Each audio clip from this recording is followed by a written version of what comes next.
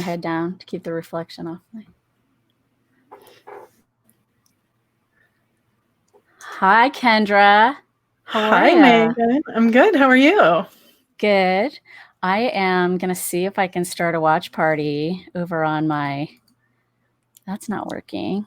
Oh, you got to go to the page, to the, let's see, your live video. Watch party. Share. Are you doing it too? Oh, I can. I mean, why not? Let's share your story, send in Messenger, share via... Oh, that's interesting. I'm not seeing the watch party option anywhere. Did they take it away? Let's see. They shouldn't have.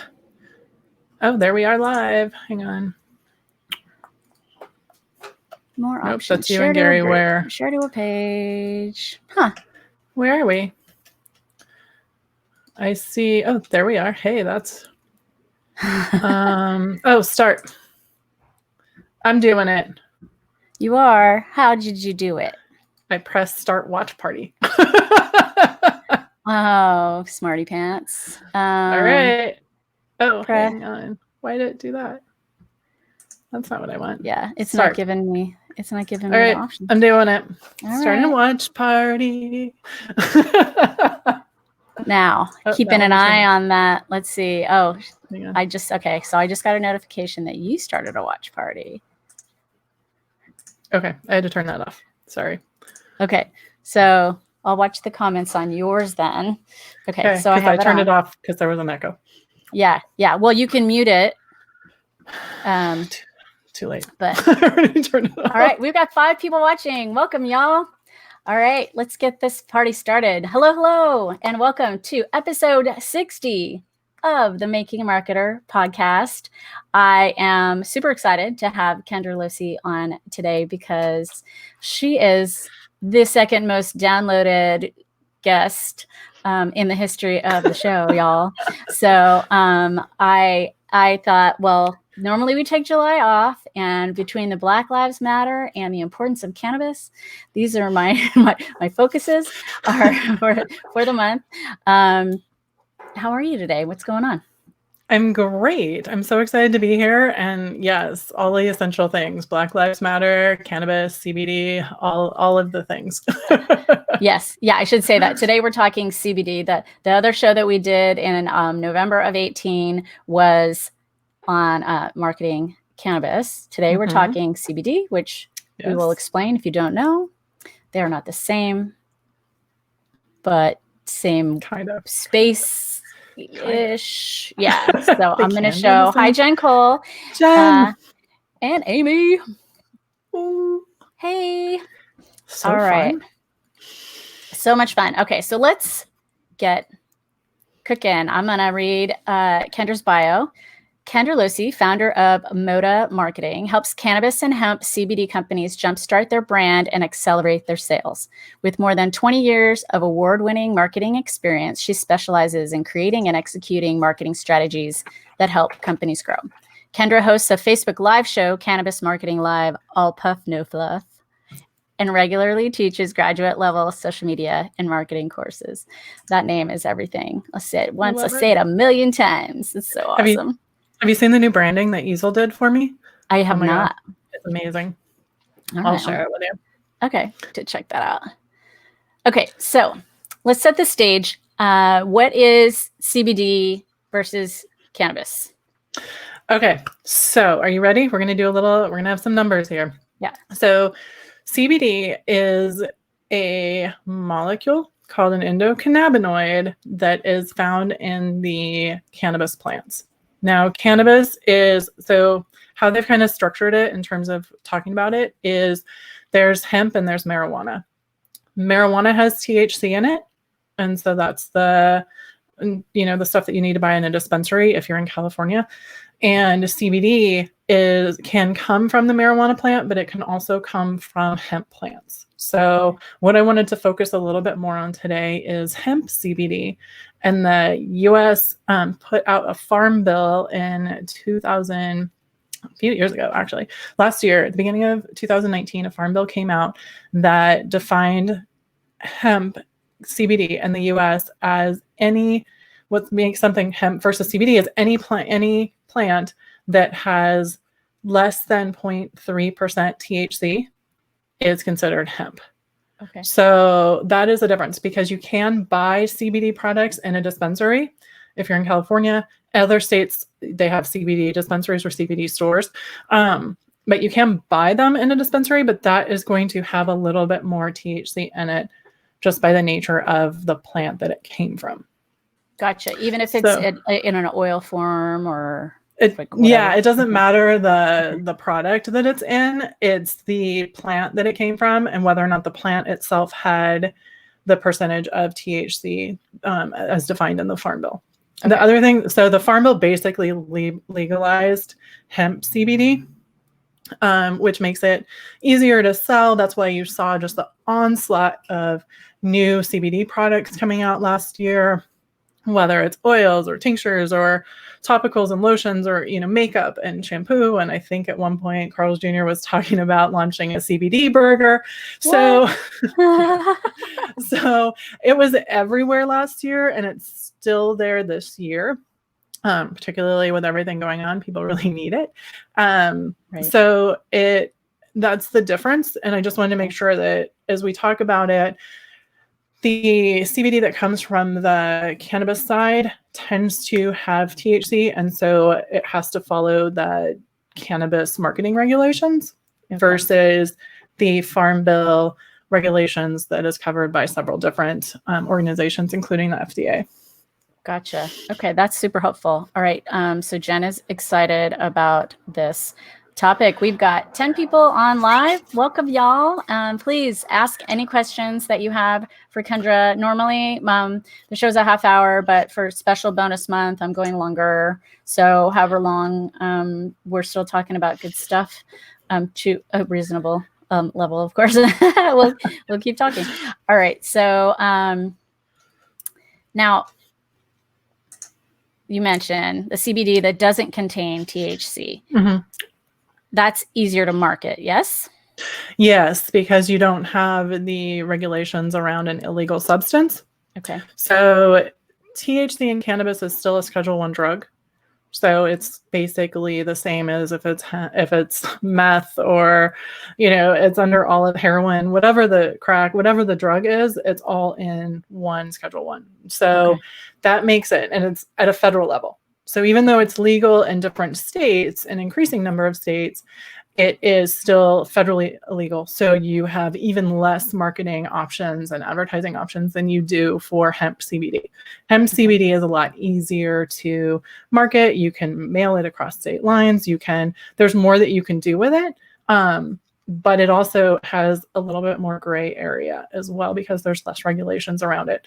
So you guys, the quality of the product differs. You can buy it on Amazon. You can buy it at the gas station. Don't do that. There's a lot of quality issues and things that you need to consider if you're buying CBD, and I'll just refer to it as hemp CBD just to make sure it's clear. Okay. If you're buying hemp CBD, there's so many different things you need to look at and consider, but you really want to make sure that it is the quality product, because if you're buying it, you're probably buying it for your health, and don't put the pesticides and the imported product from China in your body because it's not necessarily going to help you. Right. And we talked about this before. And it's funny because I didn't do research this time like I did last time. Last time I had Kendra on the show, I drove for 8 hours. And so I listened to a bunch of cannabis podcasts to see what else people were talking about. And generally speaking, they talk about you got to follow the regulations, but nobody ever talks about what the regulations are and what you're allowed to do and what you're not. And I'm sure people will notice even billboards are very limited in what they even say that they're offering or selling. So let's talk about what are the regulations for CBD. CBD. Yeah, and there's a lot of gray areas for hemp CBD, right? So I recently went through and pulled all of the social media guidelines for cannabis and then for hemp CBD, and there's no mention distinguishing the two. However, a lot of companies have been able to market on Facebook, but only if it's a topical. So topicals are considered lotions or something that you're going to put on your skin. Facebook, in theory, for most companies, there's once again gray area. They can say no to whatever, will allow those. but nothing else. So if you have a product line that has tinctures that you're going to ingest or something that you're going to ingest into your body along with topicals, they won't allow it because they're going to go to your website and look. So you have to have a separate website. You have to have separate things. So there's a lot of gray area, which gives them a lot of leeway, right? They can say no to you for no reason. Or I know I have a friend who owns a wellness studio in Los Angeles that sells CBD, and she's been blocked permanently from running ads on Facebook because she tried to run a CBD ad. And they blocked her. So there's a lot of regulations that you're fighting through, even though it's more legal. Right. Well, Facebook's just challenging in general. I mean, as a community moderator, that's the thing I see the most is just the frustration with people getting their accounts shut down and whatnot. What's the best social media platform, do you think, to market? That is a great question. And there's a couple of different ways to answer that. One, absolutely Instagram, right? You have people interested in wellness and physical and a lot of active people on Instagram. Absolutely Instagram. The one that I keep pushing that people haven't taken me up on yet is LinkedIn.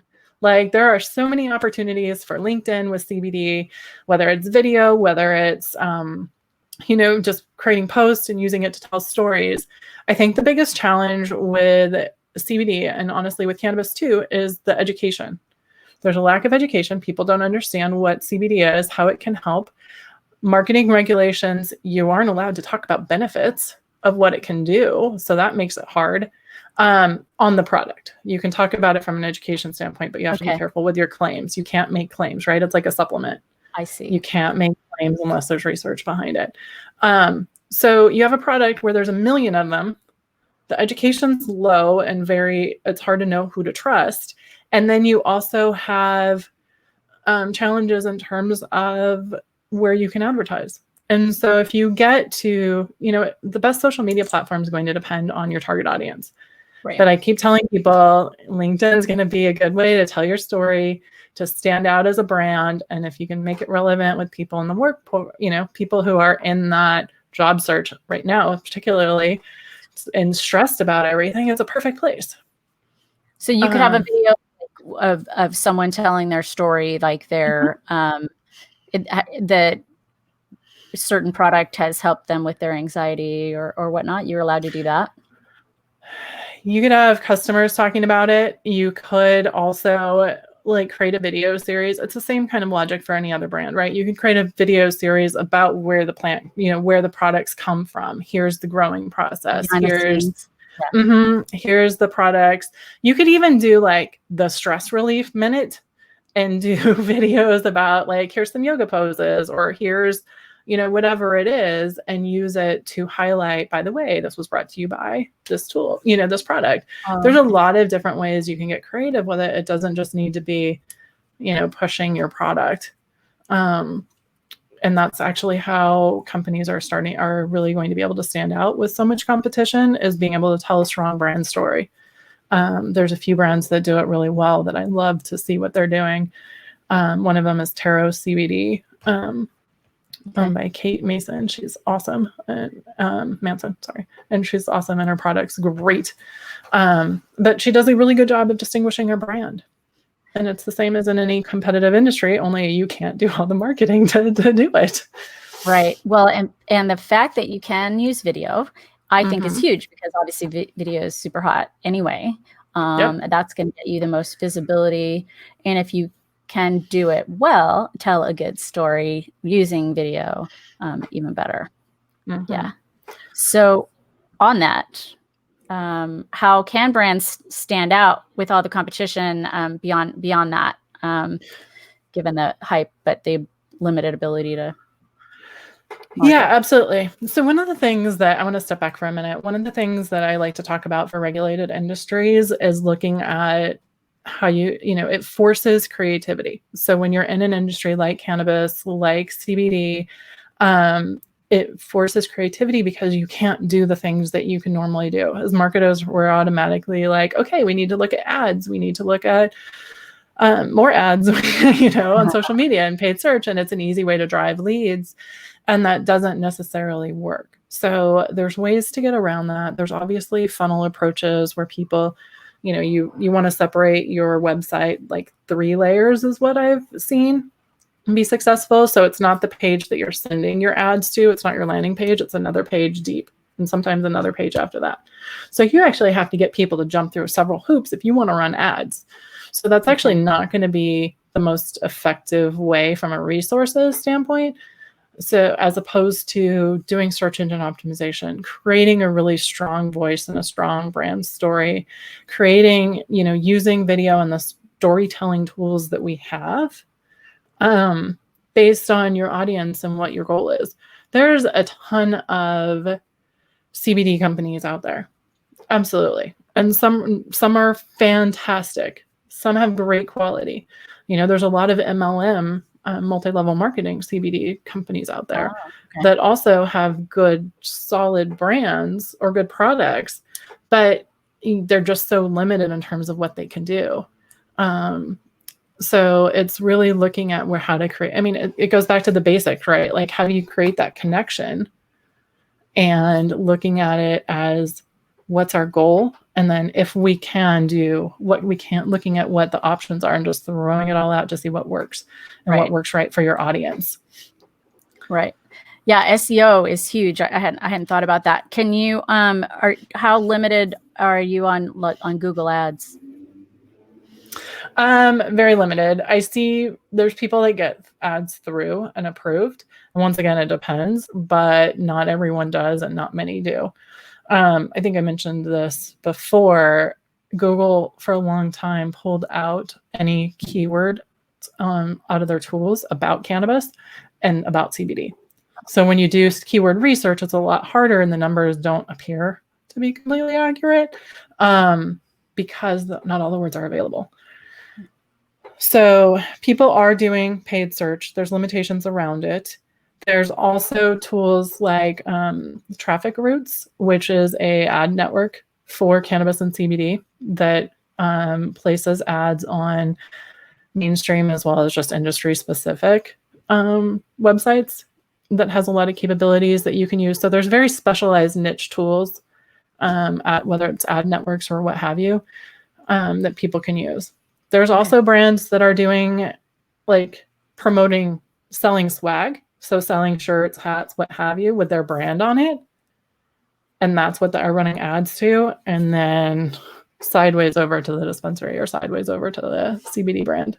Smart. Yeah. Well, and when you see the signs for the dispensaries, you kind of got to figure out what it is, right? But, now that's a whole other topic, because I have not yet seen many dispensary ads that are good.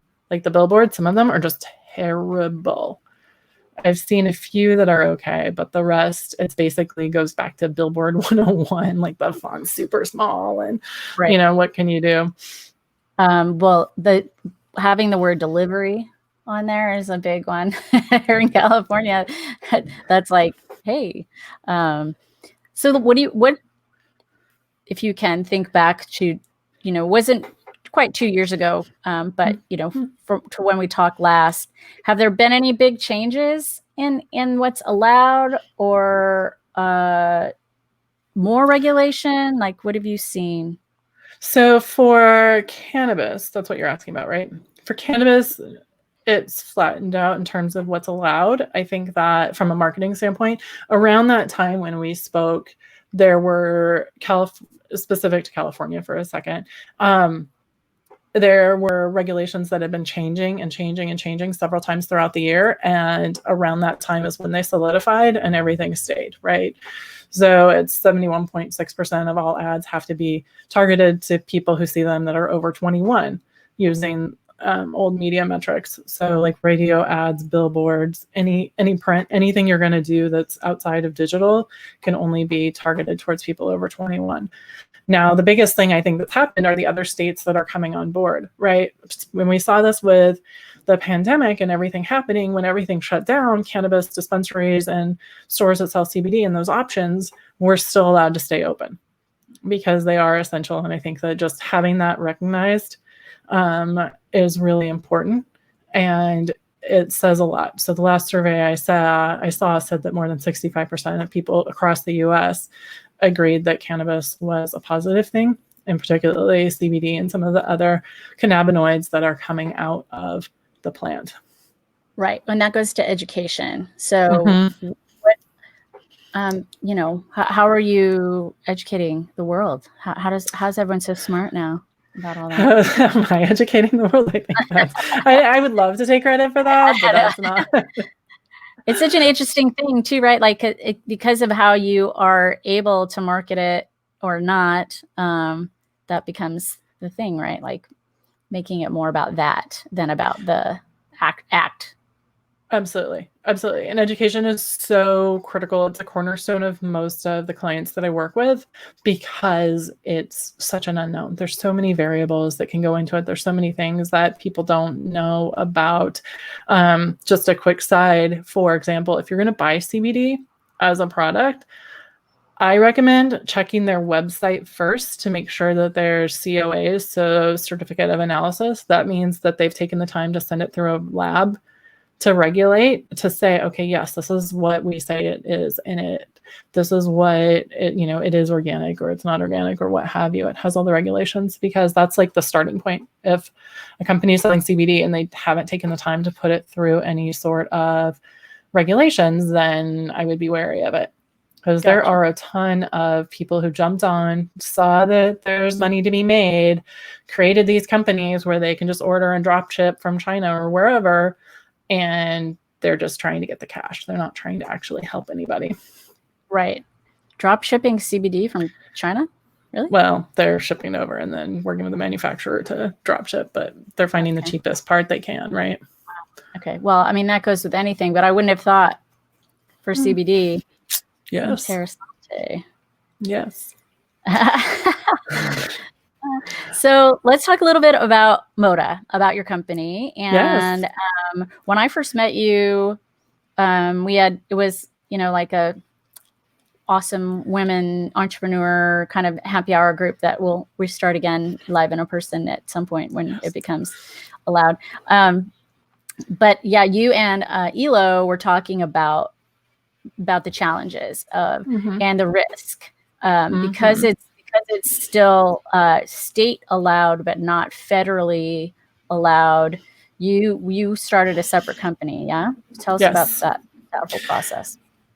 Yeah, so in order to mitigate some of the risk I had, as well as there's a couple of reasons. One is mitigating risk and keeping it separate from my more traditional clients. The other is, honestly, I have traditional clients. I have financial services clients and higher education clients, and sometimes they don't want to show somebody who's in cannabis or not. So I created a separate company. That way I could just protect myself, but also help those more traditional clients. And then it also gives me a chance to focus. So when I'm focusing on cannabis and CBD, I'm just making sure that everything that I'm putting out there is relevant to those clients and that audience.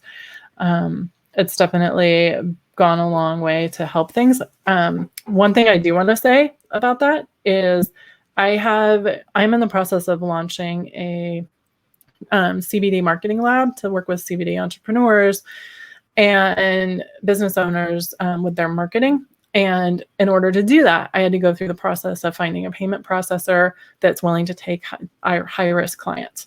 Now, I do marketing. I do the exact same thing I do for my higher education clients, my financial services clients, the same stuff I teach at universities.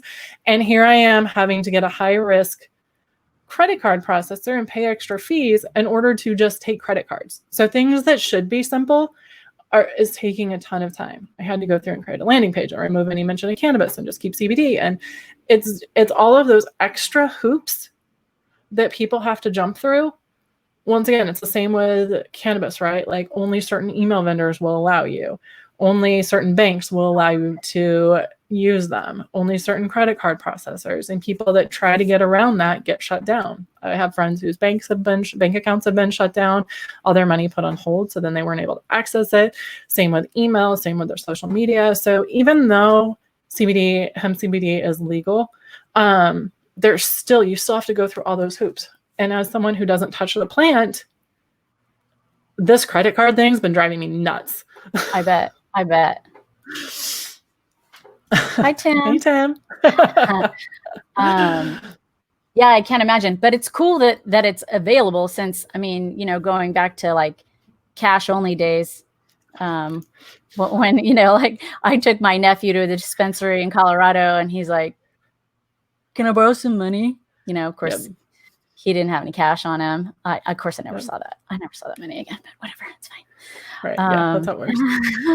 Well, have I told you about my first client that I had? So when I launched my agency, I didn't have 2 agencies. My very first client was a cannabis client.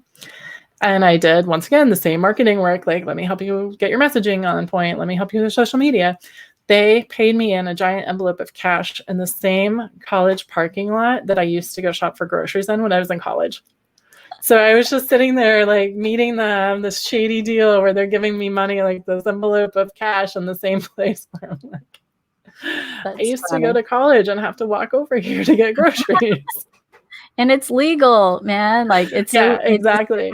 Keep it on the DL like that is. I know, I felt a little dirty, but I was like, totally legal. Once again, the same stuff I do for everybody, but. Right. So what's the number one piece of advice then you would give to someone who is starting out and might want to help with marketing CBD? Let's go CBD. Great question. I would say make sure you know the regulations. There are a lot of people that get down the road with their packaging and they have claims on it. People got warning letters last year from the FDA about getting sued because their products were making claims. Make sure all of your messaging, all of your product information meets those regulations, because it's just so much time and money wasted if you have to redo everything. Yeah. So my number one advice would be to know your regulations backwards and forwards, and then to build that community, because they're going to know the resources that you can tap into for, oh, I need a lawyer to check this. Oh, I need a marketing person to solve my problems. I need somebody who knows how to handle, a payment processor. Right. So tell us about the lab. How's it going to be set up, your new venture? So I basically was looking at the completion rates of courses, and they're very, very low. And I don't want people to waste money. I hate it when I personally sign up for courses or buy a course and I don't finish it. So basically, and no one puts those into practice. So basically, I wanted to create something where people had the opportunity to every month get a new lesson, basically, and then do a Q&A and do the work, and then check in, and then the next month do the same thing. So it's more guided, but it's basically a DIY marketing course, but you get me guiding you along the way and giving you the advice that I've seen and experienced with my clients. That's awesome. Super valuable. Yeah. When I took Kelly Noble Mirabella's chatbot course, that one of the things I appreciated the most, and really, if I'm honest, the main thing I did was attend her live hour, that she provided each week. I did not finish the course. So I think I stopped getting the Thinkific notifications in the email. They've given up on me altogether. But I've also been paying for ManyChat for over a year, and I haven't, and I'm hardly used it. So anyway, that's on me. But instead of that, having someone who holds you accountable, who guides you, like you're going to do, it's kind of like a mastermind in a way. Right. I basically have been saying it's like a course and a mastermind, how to baby. Because I'm not going to do, there's VIP level where you can get the private help, but it's still a course with overall group training, but you do get that second time to ask questions, and we still will be moving forward. So it is that accountability without actually the mastermind component to it as much. Right. And how are you going to find your participants? I love that you asked. So first of all, I manage a social media group on Facebook called Women Empowered in Cannabis CBD. It is a huge network of women in CBD. And then I'm actually working on creating a challenge for CBD businesses and using about untapped social media platforms. So Pinterest, YouTube, LinkedIn, and possibly TikTok. I made my first TikTok video the other night. It was very sad. Oh, that's funny. Yeah, I have like 5 up. I just did a few. I'm attempting to do some of the fun stuff, but I haven't done any of the dance challenges or anything. But I could see that being like this being a way you could be funny but educational and pass the regulation litmus Absolutely. test, right? And you want to make sure that it's age appropriate, but yes, absolutely. Oh, that's true. I hadn't thought about that. Yeah, like I definitely would not recommend cannabis for TikTok, but hemp CBD. There's actually a lot of people on there. But I think that it's missing, once again, the education level. And it's basically the, funnel bros trying to test it out to see if they can add it into their funnels. Funnel bros. I like that. That's amazing. Yeah. So in this COVID era, live events are not happening. So what's going on in that industry? Because I know you guys used to, meet quite a bit in trade show situation and stuff. Because I was just thinking like that would be a good way for you to share, for you to be able to help people who are new to the industry. Is there a way for you to like sponsor an online conference? Are there online conferences happening? Like what's going on? There's actually a ton of them. Yeah. So that's one thing when you look at, especially the cannabis side of things, it's a very community-driven, trust-driven industry. Last December, I was at, this gives me chills now, but I was at the marijuana business conference, and there were 26,000 people there, which was up from 17,000 the year before. So there's a ton of conferences. I think I had 3 or 4 planned this year just on cannabis and CBD alone. And now there's none. So everything's moved online. There was just a cannabis marketing summit from the Cannabis Marketing Association recently, as well as there's a lot of businesses that are starting to look at doing more of that, particularly now that it looks like all the events in the fall might not be happening.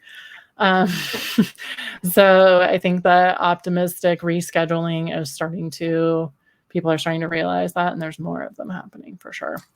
Well, and I wonder if you could tap in to see if you could sponsor or something to try to drive. Yeah. Do you have for I'm talking about for the lab, there's got to be a limit, right, to who you can like give one-on-one help to, or are you capping it at a certain number, or what's the? Such good questions. Yeah. So the lab itself is open for the general, and then there's 6 VIP spots for one-on-one help. So there's everything's on the landing page. It's called Motivate Your Market, MOTA. So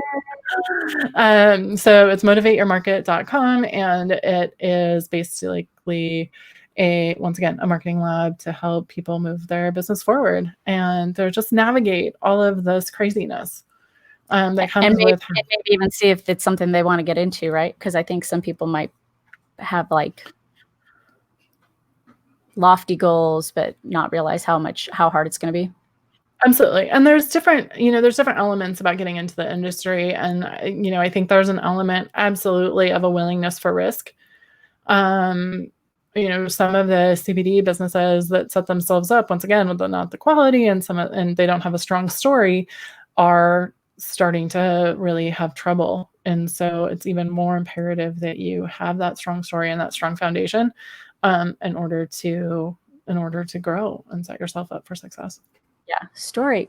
I'm noticing a theme here. So I keep saying that. It's awesome. No, story is everything. And so Kendra shared this on her personal page, and there's a lot of activity going on over in Kendra's. Deb Coman is showing all the love. She just put a link to your website, so we'll have to make sure we get it put in this one as well. But yeah, thank you so much. Mary Fane Brant is over there. Carlos Ayala, all the love. All right. Is there anything else you want to share that we didn't? I think that my biggest thing is really, like I said, find that community. So it's not just know the regulations, but find that community. There's a ton of different places online, whether there's a CBD success group. I'm plugging the Women Empowered in Cannabis There's 3 different groups there because it got so big that people needed specialization. So there's supply chain, cannabis in general, and CBD. And there's so many opportunities to build that connection and that network that that's how it's going to help you. Awesome. Well, and you referred me to Ms. Kindness, and I am going to have her on the show next week. So if this is a topic that interests you, we will be educating you even more next week. Yeah. She's on the product side, right? Mm-hmm. And she said she has had to become a marketer by virtue of the fact that she is an entrepreneur, business owner with products in the industry. So I look forward to learning from her as well. Thanks for that referral. Of course. Okay, now final question. Any hot new gadgets, apps, anything that you're pumped on these days? Oh, that's a great question. There's a couple. One is, honestly, with everything going on, it's been really hard to focus. So I've been using Focus at Will, which has it's ridiculous. It's totally Pavlov, right? Like you can pick the type of music. It's all supposed to be designed for your brainwaves, blah, blah, blah, blah, blah. It has a bell that rings when you start, which I think is like, oh, time to work, more than anything else. So I've been using that a lot just to help me get motivated and stay focused while I'm working. What else have I been doing? I feel like there's a couple of things I just found recently. Did you check the Calm app that I recommended? Did you check that out yet? No. Yes, I did. Yeah. I've been a fan of that as well. Thank you for that, by the way. And then it's not an app, but honestly, I've been very excited about edibles at night to sleep. Hey, stop the noise and go into sleep. Because I'm a total night owl, that I've had to be up early for my clients yesterday and today, and this morning I had to be on camera by 8:30, and 8:30 a.m. in my world is early to be to have the cobwebs out and to be on it. And so I might have had a cookie the last couple nights that my brother made for me. So I would have. Last night, I don't think I even thought about it. I was working on a couple things and got excited about what I was working on and forgot to do anything. And all of a sudden it was 4:30 a.m. So the struggle is real, especially with everything going on right now. And they're done that. I've got CBD tinctures. I've got edibles. She's not just a marketer. She's a user. Insomnia is real. 4:30 a.m. is hard because people are like, I got up at 6. I'm like, that's adorable. I know. I'm like, when people tell me they get up early, I'm like, I'm just hitting REM at that time. I know. I'm like, I could high five you on the way. I actually have clients who on the East Coast who will literally be starting their day, and I'm still on my computer. But I'm trying to get better about that. But that's just how my brain works. I think you're the same way. I'm just smarter at night for whatever reason. Absolutely. And like I said, I've got a couple of CBD products. I love the Taro CBD as well as the Crooked Cactus CBD. I love her. She has some great gummies that I take daily. Okay. But sometimes I need that stronger oof to just go to sleep.